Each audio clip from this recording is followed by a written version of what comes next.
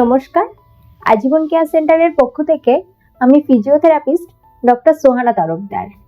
আগের ভিডিওতে আমরা আলোচনা করেছি কোলেস ফ্র্যাকচার কি এবং সেটাতে কি কি লক্ষণ বা সিমটম দেখা যায়। আজ আমরা আলোচনা করব কোলেস ফ্র্যাকচারের অপারেশন হওয়ার পরবর্তী কি কি কমপ্লিকেশন বা জটিলতা দেখা দেয়।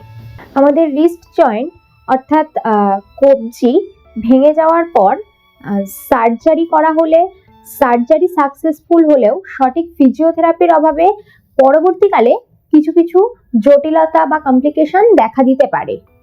সেই প্রবলেমগুলির মধ্যে প্রথম এবং প্রধান হলো রিস্ট জয়েন্ট অর্থাৎ কবজির জয়েন্টে স্টিফনেস।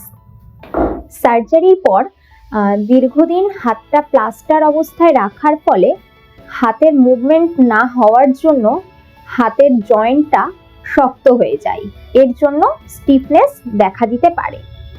এছাড়াও আমাদের রিস্ট জয়েন্ট অর্থাৎ কবজির টানেলের ওপর থেকে যে মিডিয়ান নার্ভ পাস করেছে সেখানে কিছু কিছু ক্ষেত্রে কম্প্রেশন দেখা দিতে পারে।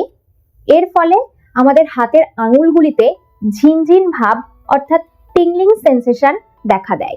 সার্জারি হওয়ার পর সঠিক সময়ে রিদেমিক প্রসেসে এক্সারসাইজ না করার ফলে অনেক সময় হাতের মাসেলের পাওয়ার কমে যায় এবং পেশি শুকিয়ে যেতে পারে, ফলে কোনো শক্ত জিনিস ভালোভাবে ধরার ক্ষমতা হারিয়ে যায়।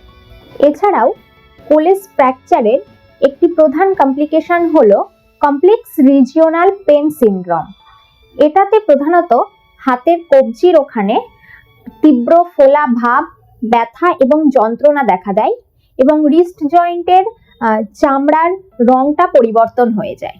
তবে ভয় পাবেন না, কারণ এই সমস্ত কমপ্লিকেশনগুলি নিয়ন্ত্রণ করা সম্ভব যদি সার্জারির পরে একজন বিশেষজ্ঞ ফিজিওথেরাপিস্টের পরামর্শ নেন।